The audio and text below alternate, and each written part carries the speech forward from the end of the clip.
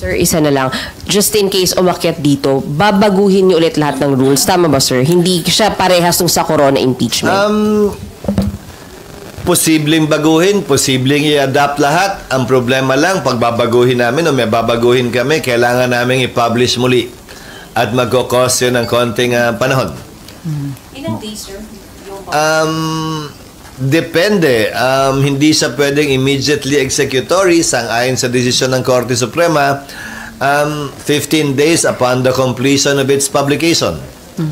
So, sir, So may ganong klaseng mga konsiderasyon kung may babaguhin sa rules. Depende kung gaano ka-substantive o procedural man yung rules. and then pag-usapan niyo yun, sir, sa regular session, yung pag-amend or pag-adapt ng existing rules sa impeachment. Hindi. Impeachment court ang magpapasya nun. So magkukonvene na kayo as impeachment court. Dapat Doon mag-convene pag-usapan. kami para mapag-usapan yon. At bago kami mag-convene, kailangan namin lahat sumumpa bilang mga miyembro ng impeachment court. Pero hindi namin gagawin yon kung wala namang inihahain pa sa amin. Sir, okay. Sir, yung 15 days, kailangan siya publish 15 days, tsaka kayo magsa-start ng hearing ng Hindi. impeachment court. Sang-ayon sa desisyon ng Korte Suprema sa Tanyada versus Tovera na medyo ilang dekada na rin ang lumilipas.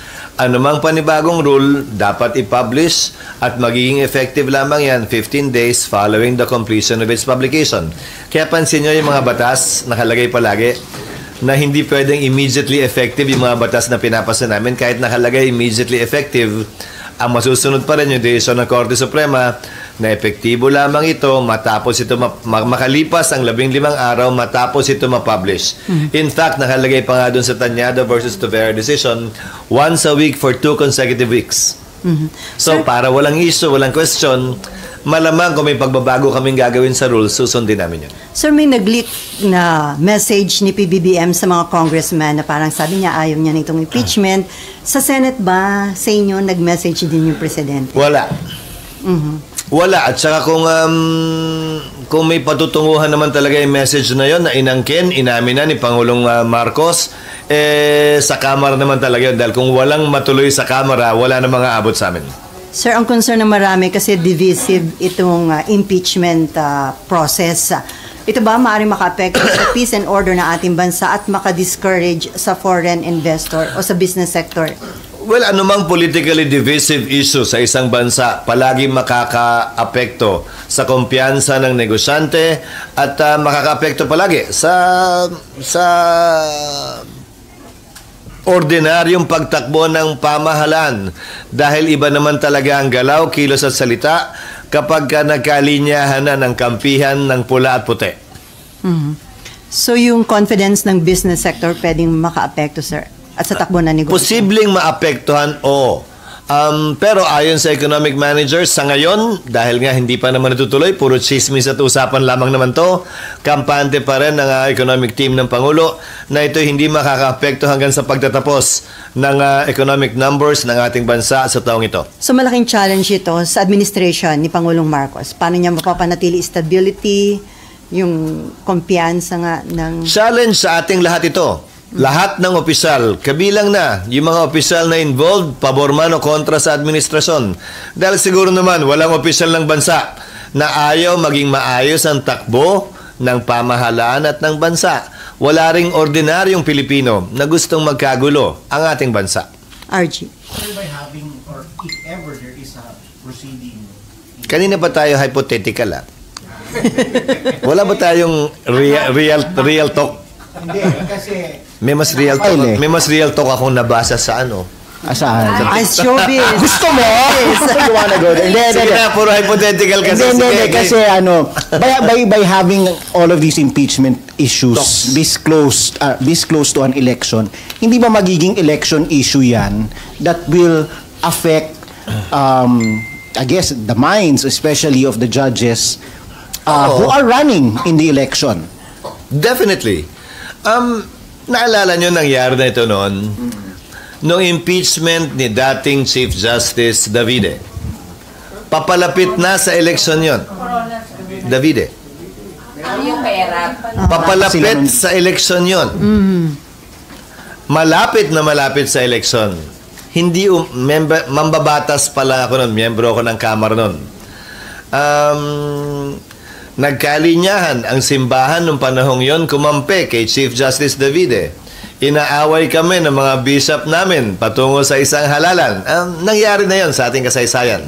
At tinitimbang at titimbangin siyempre yon ng sino mang tumatakbo. Kung babalik tanawan ninyo, nangyari sa impeachment ni Chief Justice Davide, hindi ito nakalikom ng 1/3. Pinagbotohan yun sa plenaryo. Hindi nakalikom ng 1/3. Pumosisyon ng presidente noon laban sa impeachment, si dating Pangulong Arroyo, kung aking naalala. So, hindi ito unang beses mangyayari sa ating kasaysayan kung sakasakali. Sir, yung INC... Nandun nga lang ako sa kamera noon. Anyway, sir, yung Iglesia ni Cristo, magsasagwa daw ng malakihang rally para harangin ang impeachment case against BP Sara. In support daw ito, so naging panawagan ng Pangulo. Anong... Ewan ko kung pareho yung napanood mo sa napanood ko, pero ang sabi ng Iglesia ni Cristo, susuportahan nila ang posisyon ng Pangulo na hindi siya sang-ayon sa impeachment. Pero, Malaki ang pagkakaiba nun kung inuna mo na yung pangalawa kaysa sa una. so, may ano ba? In support yata dun, sir, magsasagwa sila ng malakihang Bilang rally. pagsuporta nga sa posisyon ni Pangulong BBM, walang sinabing pagsuporta, kung tama ang pagkakarinig ko, at pagkakapanood ko, kaugnay sa sino mang binabalakang sampahan ng impeachment. So hindi yun Maliban na lang kung magkaiba yung napanood natin, pero mukhang pareho. Pero sir, ito nga in support nga dun sa panawagan ni Presidente na huwag na sana magkaroon ng impeachment. Pero hindi naman ito pagsuporta ng INC kay BP Sara. Hindi para sa akin na magsalita para sa kanila.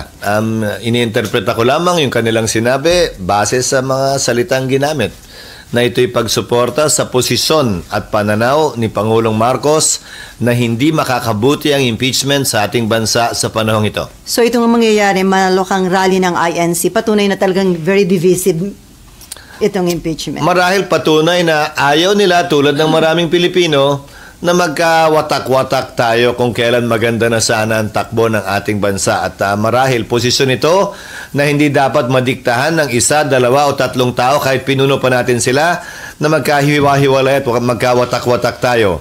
Obligasyon ng bawat Pilipino tiyakin at hanapin yung nag-iisang daan na pwede nating pagkasunduan at pagkaisahan sana. Imbis na pilit nating hinahanap yung pag-aawayan natin, pagkakawatak-watak natin at hindi natin pagkakasundo-sundo. Before NIMPA, bilang kayo yung Senate President na magkakaroon ng impeachment, parang, ano yun sir, how do you feel? May concern ka ba? Or Wala. mahirap ba yung magiging trabaho nyo bilang kayong Presidente na... May nagsabi nga sa akin, kung matutuloy yan, grabe, 3 oras kung papanoorin yan. Sabi ko, ikaw nga manonood lang, kami uupo doon at 3 oras din mahigit. Pati kayo. Trabaho ang tingin ko rito. Kung dumating man, haharapin namin. Hindi mahalaga kung gusto namin ito o hindi, kung conveniente ito sa amin o hindi. Ang importante ay trabaho ito na inata sa amin ng saligang batas. At kung mangyayari man, gagampanan namin ito. Kung ano man ang reklamo o